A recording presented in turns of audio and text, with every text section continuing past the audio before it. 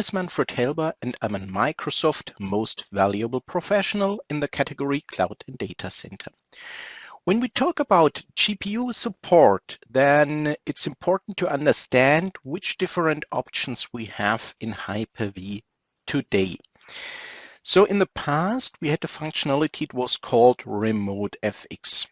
This was replaced, or we had a new feature in Windows Server 2016. The name for it was Discrete Device Assignment, or DDA. This DDA is for Hyper-V in Windows Server today the only option to bring GPUs directly to a VM. So let's have a look at the Hyper-V architecture. We have an Hyper-V host here at the bottom. And this Hyper-V host has two GPUs, GPU number 1 and GPU number 2. We will see a similar configuration later in the live demo. But here we are speaking about Hyper-V in Windows Server 2022. In the next step, we are talking about GPU options in Azure Stack HCI because there's a difference. When we look at the Hyper-V architecture, and the Hyper-V architecture is similar for Azure Stack HCI, then we have our parent partition. The parent partition is responsible for managing resources, providing resources to the VMs. And for sure, if we have these two GPUs in our physical host system, they will be visible to the host operating system. It will look somehow like this. So these two GPUs will be present in the host operating system. Now the way to bring a GPU to a VM is via discrete device assignment to disable this GPU at the host. The host doesn't see this GPU any longer. And now we can have a one-to-one assignment to the virtual machine. This is discrete device assignment. The GPU is mapped directly to the virtual machine. And we can also map the second GPU because usually you have a server, you have some onboard device for the connectivity. So we could say, okay, let's connect this GPU here. It's also one-to-one. It's not possible to bring the GPU 1 to VM 1 and VM 2. It's a one-to-one action. And what you can see here in this picture, if we have directly connected this GPU card to the virtual machine, we will do this via the PCI Express bus address. This is the relevant parameter.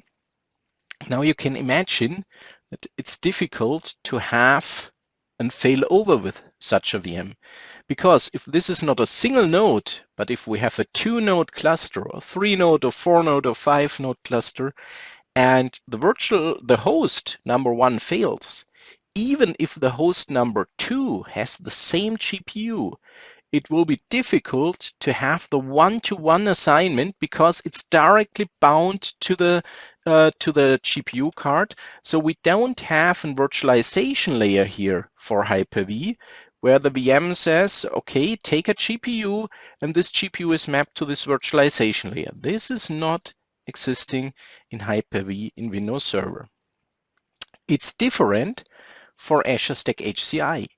In Azure Stack HCI, we have an exclusive feature.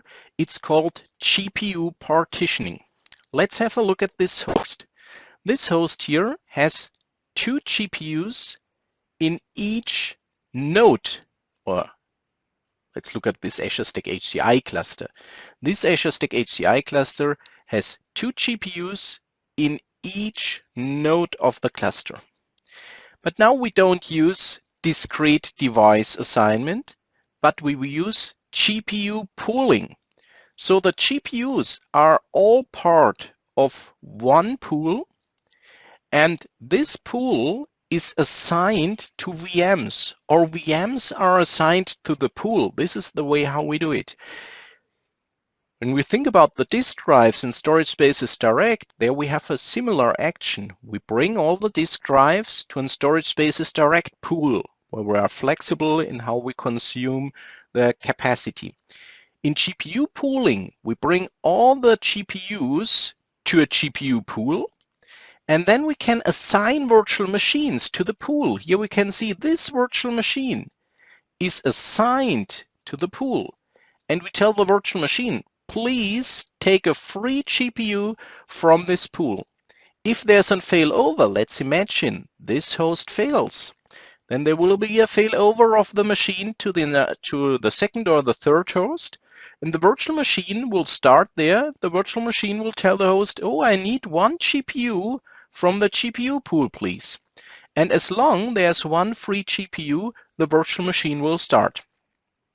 It's similar to our resources regarding CPU, regarding memory. We need redundant capacity to ensure that the failover is possible. Because here we see 6 GPUs. When we have 6 VMs with GPU assignment running in this cluster, then no failover will be possible. But if we run 3 VMs in this cluster with GPU assignment, then a failover will be possible, because if one node fails, this VM can use a GPU of on one of the other nodes. We could also be a little bit more risky and say, okay, let's put 2 VMs on some of the nodes, because if there's a situation of a failover, we will maybe move to a host where we have free resources. It's important to have some free GPU capacity, and it cannot be a part of a GPU.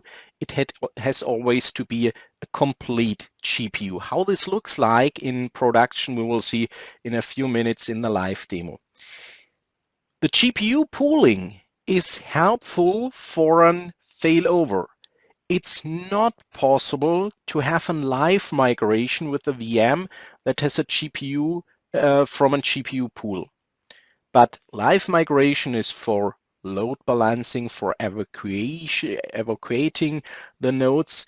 Failover is important because if one node fails, you want to ensure that the workload restarts on the rest of the nodes, and usually this automated failover is the reason why you build a cluster, because you need this.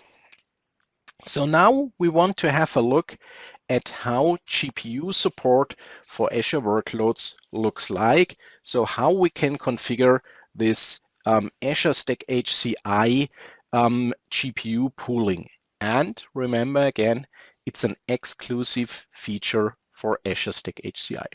We are looking on a Windows Admin Center, and this is a different Windows Admin Center we had in the past live demos, because here we are looking on a physical installation. It's an evaluation sample from Primeline Systems. It's a pre-release system, and here we can see we have an Azure Stack HCI cluster. Actually, there's an update for this extension. I will not install it now, but we discussed this in the previous modules.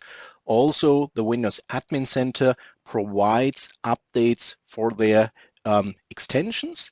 Now, when I have a look at the tools list, there I can see there's a tool. It's called GPUs. We will check this GPUs in a few seconds. Let's first have a look at the virtual machines. Because what I've configured on this machine, on this cluster, it's an Azure Virtual Desktop configuration with virtual machines with GPUs from the GPU pool. So let's have a look at the virtual machines. Here we can see we have 3 virtual machines. They're called Win10 AVD01, 02, 03. So let's go to the GPUs, the GPU section, and check out how the GPU pooling works exactly. So let's discuss what we see here exactly. On this machine, we have 2, or in this cluster, we have 2 nodes, and these 2 nodes have 2 GPU cards in each of the nodes. These GPU cards are divided in several GPU cores. Let's do it this way here. Yes. or the PCI Express device. We can also do it this way. Yes. Let's sort by the manufacturer. We have the situation that we have two GPU cards. These are two graphic cards inserted in this machine. I didn't check exactly the bus, but here it's okay how how the order is. We have one PCI Express device here, and we have another GPU card here. So if we would have a look at the hardware, we have inserted two of these NVIDIA A16 cards into the physical host. It's an rack server. It's an 19-inch rack server, or it's a typical two heights rack server with two GPU cards, and each of the GPU cards provides 4 GPUs. So this is very helpful for this scenario because I mentioned actually in Azure Stack HCI 21H2 and also in Hyper-V, we don't have a feature to build more granularly on the CPUs. So there's no GPU partitioning tool or something like this. But with these cards here, I don't need partitioning because they are partitioned on themselves. So they are already divided in several single GPU pieces I can address to the virtual machines. From the physical architecture, these are real GPUs. So you can maybe compare it a little bit with cores on a CPU. So they are really full functional, they are really powerful, and they use the amount of memory I have provided here. So the second machine is configured exactly the same way. What you already can see, in each of the machines, two of these GPUs are dismounted. Not a complete PCI Express card is dismounted, only single GPUs are dismounted. Because it's important to have the GPU dismounted before we can bring it to a GPU pool. And this is what I've already created on this cluster because this takes a while. And what's important, this feature is actually preview in the Windows Admin Center. So GPU pooling is available in Azure Stack HCI 21H2, but the management tool to handle this is actually in preview. So let's go to the GPU pools. Here we can see that my graphics was not absolutely correct I used on one of my slides here, because we will see we have two GPU pools with the same name. So each server has its own pool, and in this pool we have a specific amount of GPUs, and we can attach a VM to the specific GPU pool. Let's wait till the list of pools is loaded here in the Windows Admin Center. Here now we can see the pools. We have the GPU pool 1, and we have this GPU pool 1 on physical server 121, and we have this GPU pool 1 on physical server 122. So it's the same pool, it's one pool, but it's available on both servers. So we have this NVIDIA A16 GPU.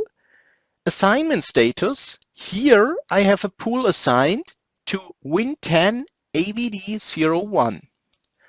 I could assign another VM to a pool. I could decide for, okay, let's assign a second VM, assign whole GPU, DDA. Here you can see, okay, maybe there's planned something for the future, but it's grayed out, so we cannot select here anything else. I can select the server. Let's take the first one. The GPU pool is GPU pool 1. And let's take the virtual machine. There I have an issue with my drop-down list here.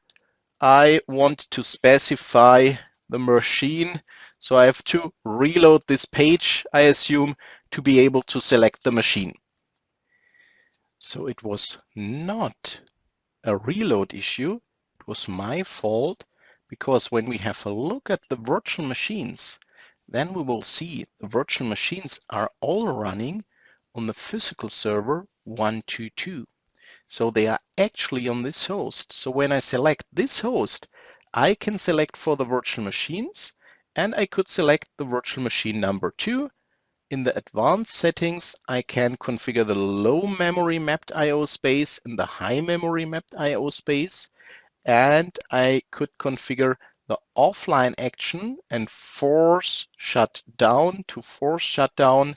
And important, we do not support live migrations for this virtual machines. So we will not assign an additional GPU for now, but we want to have a look at the virtual machine that already has a GPU. So let's go to the virtual machines.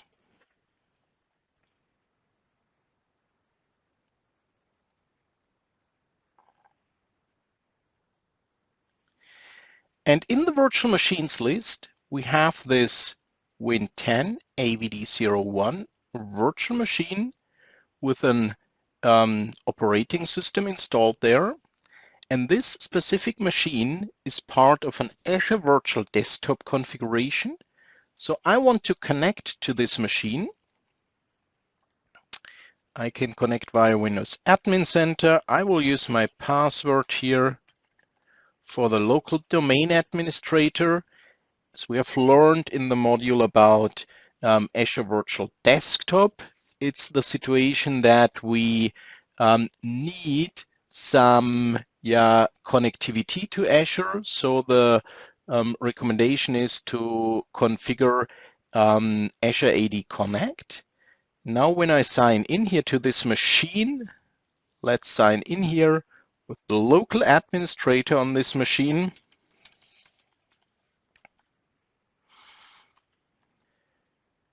So this user is logging in.